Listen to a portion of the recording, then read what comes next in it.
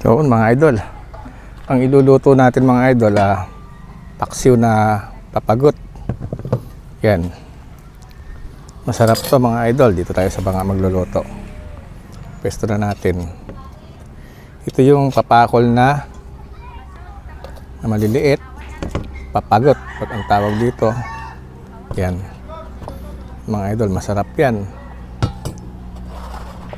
So lalagyan lang natin siya ng mga ingredients. Iuli yung kamay ko, okay lang yan. Paksiw na papagot mga idol, the best yan.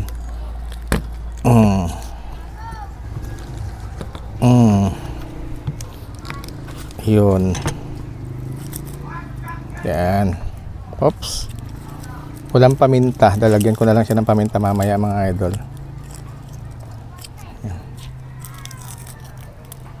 Yan.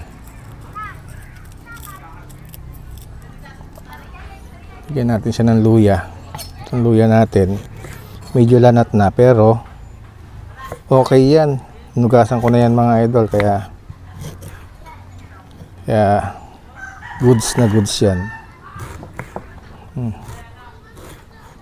Sinsya na kayo sa sangkalan ko at saka sa lamesa.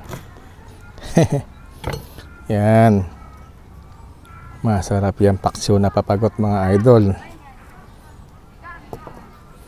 Lagyan natin siya ng sibuyas.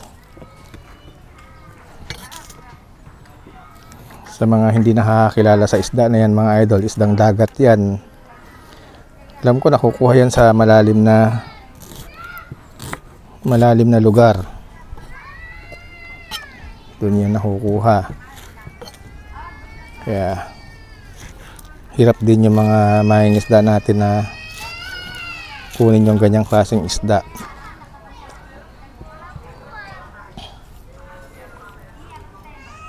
Sarap yan pamulutan, inihaw.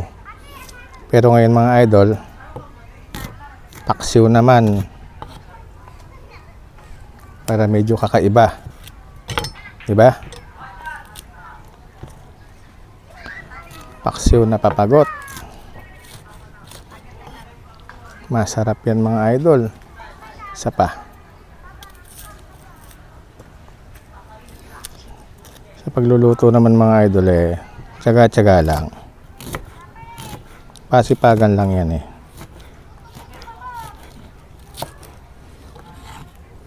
Yun. Dagdagan pa natin ito.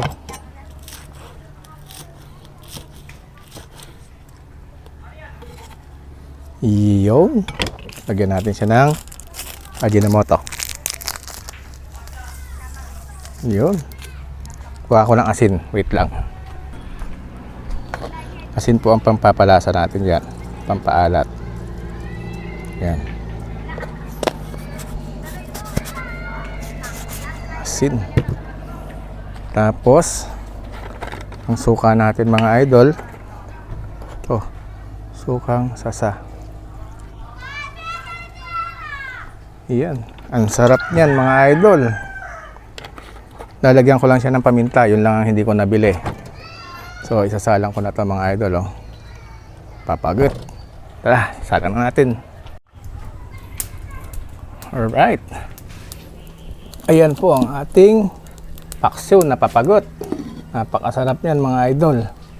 Ganyan lang kasimple magluto niyan. Natin mga idol yung pagkakaluto niya ha. Yun.